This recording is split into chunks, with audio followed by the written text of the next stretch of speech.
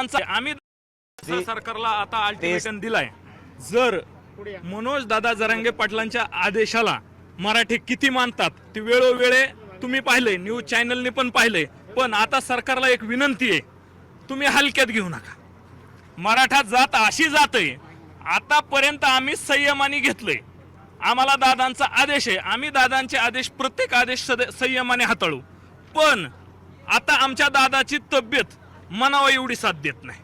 सरकार मायबाप, तुम्हाला आम्ही मायबाप मानले, पण आमच्या दादांनी जनतेला मायबाप मानले.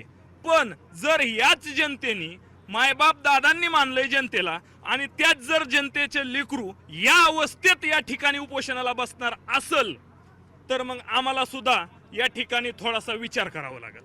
मायबाप सरकार, तुम्हाला आम्ही या ठिकाणून विनंती करतोय, आमचा आत्मा 30 तारखेला उपोषणाला बसणार आहे.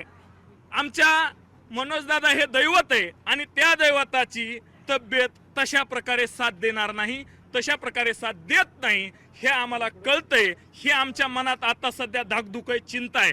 30 तारखेपर्यंत आमच्या दादांनी मगाच सांगितलंय तुमच्यासाठी दारं उघडीत, आणि त्या उघड्या दाराचा तुम्ही फायदा घ्या. आमच्या दादाशी येऊन चर्चा करा, आमच्या मुलांच्या ऍडमिशनांची चर्चा करा. आणि जर बाबा तुम्ही नाही केलं, दादा उपोषणाला बसले, तब्येतीने जर साथ नाही दिली, कुठं कुठं काय काय होईल हे तुम्हाला मग सांगता येणार नाही. आंतरवली सराटीमध्ये दादा असतील, पण तुमचं तुम्हाला मंत्रालय सांभाळणं सुद्धा अवघड होईल. या ठिकाणून एक मराठ्याचा लेकरू म्हणून तुम्हाला मी सांगतोय, तुम्ही दार उघडे, त्या उघड्या दाराचा फायदा घ्या. एवढंच बोलतो. जय जिजाऊ, जय शिवराय. सरकारला आता